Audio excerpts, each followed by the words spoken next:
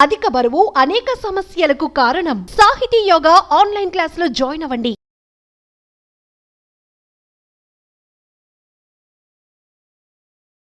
అమ్మ నమస్తే. నమస్తే అమ్మ జయలక్ష్మి. అమ్మా హ్మ్. మనము ఇంట్లో ఏ వస్తువు ఎక్కడ పెట్టాలో అక్కడే ఉంటే మంచిదంటారు. అంటే బాగుంటుంది అంటారు. అది వంటింటికి సంబంధించి వస్తువుల విషయంలో ఏమన్నా జాగ్రత్తలు తీసుకోవాలా? ఏ వస్తువు అక్కడే పెట్టాలి అలాంటి నియమం ఏమైనా ఉందమ్మా? అమ్మ మనకి ఆంగ్లంలో ఒక మాట ఉందమ్మా. A misplaced article is a missed article అని. అంతే మిస్డ్ ఆర్టికలే. అది ముఖ్యంగా లైబ్రరీలో పెడతారది. A misplaced book is missing book అని. Missing book. అంటే ఎక్కడ వెతుక్కోవాలో తెలీదు కదా! అవునవును. ఇప్పుడు ఏదో ఫలానా రచయిత పుస్తకాలన్నీ ఇక్కడ పెట్టారు ఆల్ఫబెటికల్ ఆర్డర్‌లో. అందులో ఎవరో తనకో పుస్తకం కావాలి, మళ్ళీ నా దగ్గర కార్డ్ లేదు, నెక్స్ట్ టైమ్ వచ్చినప్పుడు తీసుకుంటానని ఇంకో ర్యాక్‌లో పెడతాడు. అతడికి తెలీదు. ఎందుకంటే ఇతడు మళ్ళీ వచ్చే లోపల ఎంతమందో ఎన్నో సర్దుతారు. అవును. అది అక్కడ ఉండదు. మళ్ళీ ఎప్పుడో ఆడిట్ లాంటివి జరిగితే తప్ప ఆ పుస్తకం బయటపడదు. అప్పటిదాకా అది మిస్డ్. అంతే. అట్లా అది మీరన్నట్టు ఇల్లు మొత్తానికి కూడా వర్తించే మాటే. ఉమ్. ఇంకా వంటిల్లు అంటారా, నిరంతరం పనిచేసే చోటు కదా అది. ఇంట్లో బెడ్రూమ్‌లో రాత్రికి వెళ్తాం. పగలేదో ఒకటి 2 సార్లు అంతే. వెడతాం. అంతేగాని వంటింట్లో అయితే తెల్లారుజామున ఎన్నింటికి లేస్తే అంటే 4కి లేస్తే 4కి, 7కి లేస్తే 7కి. అక్కడి నుంచి మళ్ళీ పడుకునేదాకా వరుసగా జరుగుతూనే ఉంటుంది గదా! అందువల్ల అక్కడి వస్తువులు ఒక క్రమంలో పెట్టుకుంటే పని తేలిగ్గా అవుతుంది. ఇది మామూలుగా చెప్పేటటువంటి మాట. ఇది అన్ని చోట వర్తించే మాటే. అయితే వంటింట్లో మనకొక పద్ధతి ప్రకారం ఏం చెప్తారంటే, వంటింట్లో మనం చేసేటటువంటి ప్రధానమైన కార్యక్రమం ఏమిటి? వంట. వంట దేని మీద చేస్తాం? పొయ్యి మీద స్టవ్. చేస్తాం పొయ్యి స్టవ్. మీద. కనుక స్టవ్ అంటే మంట ఉంటుంది. కనుక ఆగ్నేయంలో స్టవ్ ఉండడం మంచిది. అగ్ని స్థానంలో అగ్ని ఉంటే ఇంట్లో అందరి జఠరాగ్ని అంటే ఆకలి చక్కగా ఉంటుంది, సవ్యంగా ఉంటుంది అని అసలు ఆగ్నేయంలో పూర్వకాలం వంటగది కట్టేవారు. ఇప్పుడు మనకున్న పరిస్థితుల్లో ఆగ్నేయంలో వంటగది కట్టేయటానికి వీలవచ్చు కాకపోవచ్చు. అమ్మ ఇది నేను చెప్తున్నాను నాకు వాస్తు తెలుసని కాదు. ఇది ఒక మొండిగా అందరూ చెప్పేటటువంటి మాట కనుక చెప్తున్నాను. మీ అయితే అనుభవం కదమ్మా. అంతే. అంటే పెద్దలు చెప్పే మాట వింటాం అంతే కదా! కదా. అంతకన్నా ఇంకేం లేదు. అయితే మనకి ఆగ్నేయంలో లేదు వంటగది. ఆ. మరి ఏం చెయ్యాలి? ఏం చేయాలంటే మనకున్న వంటగదిలో ఆగ్నేయం పక్కన పెట్టుకోవాలి.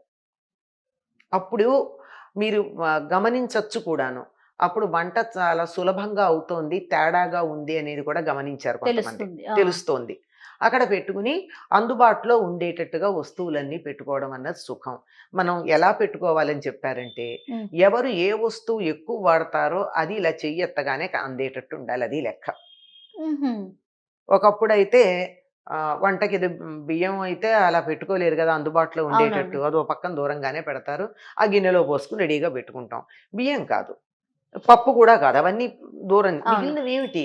నిమిషం నిమిషం ఇలా చేతులెత్తి అందుకుని వేసుకునేటటువంటివి ఏముంటాయి?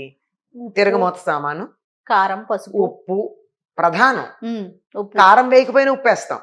ఉప్పు, ఆ. కారం, చింతపండు, బెల్లం ఈ క్రమంలో పెట్టుకోవడం సరైన పద్ధతి అని చెప్పి ఒక ఆధ్యాత్మిక గురువు చెప్పిన మాట. వంటింట్లో ఈ రకంగా పెట్టి చూడండి ఎంత బాగుంటుందో అని చెప్పాడాయన. నేను ఆశ్చర్యపోయాను ఇలా పెడితే. దీనికి రీజన్ ఏమైనా ఉంటుందా అని. సరదాగా పెట్టా. ఆ, ఆ. ఏముంది ఇటు నుంచి అటు పెట్టేది ఇటు అటు మార్చినప్పుడు. నాకు చాలా కంఫర్టబుల్‌గా అనిపించింది. ఉప్పు అన్నింట్లోనూ వేస్తాం. ఒక అవును. తీపి పదార్థాల్లో తప్ప. అవును. ఉప్పు తర్వాత మనం తరచుగా వాడేది ఏమిటంటే ఉప్పుకి దగ్గర సంబంధం ఉన్నటువంటిది చింతపండు. కారం కన్నా కూడా. ఉమ్. ఇప్పుడు ముద్దపప్పు, చారు చేసుకుని వెళ్ళిపోయే పరిస్థితులు కూడా చాలా సందర్భాల్లో అవునమ్మా. ఉంటాయి మనకి. గనక పప్పులోనూ వేస్తాం, చారులో వేసేదేమిటి ఉప్పుతో పాటుగా చింతపండు వేస్తాం. ఉమ్. నేను ఆ లాజిక్ తర్వాత ఆలోచించి ఆయన ఎందుకు చెప్పాడా అని. ఉమ్. ఆ తర్వాత ఇక బెల్లము, కారము, ఇతరమైనటువంటి మసాలాలు.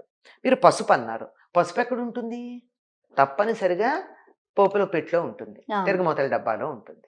కనుక తిరగమోతల డబ్బా, చింతపండు, చింతపండు, బెల్లం. కారము, బెల్లము ఇవి ప్రధానంగా వాడేటటువంటి పదార్థాలు. మసాలాలంటారు ఒక్కొక్కళ్ళు ఒక్కొక్కటి వాడతారు. అవునవును. వంటలు చేసుకునే పద్ధతిని బట్టి, ప్రాంతాలను బట్టి రకరకాల తినే మసాలాలు, అలవాట్లను బట్టి. తినే అలవాట్లను బట్టి వేరే రకాల మసాలాలు ఎన్నైనా వాడినా ఇవి బేసిక్‌గా వాడేవి గదా! ఈ 4 అందుబాటులో పెట్టుకుని మిగిలినవన్నీ మీ ప్రయారిటీ బట్టి మీరు పెట్టుకోండి.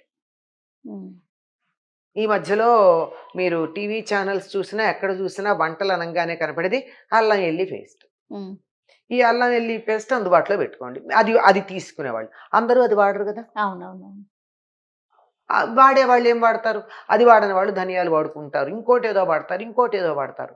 మీరు ఏది వాడతారో మీరు తరచుగా మీ దానికి అందుబాటులో పెట్టుకుంటే వంట సులభంగా అవుతుంది.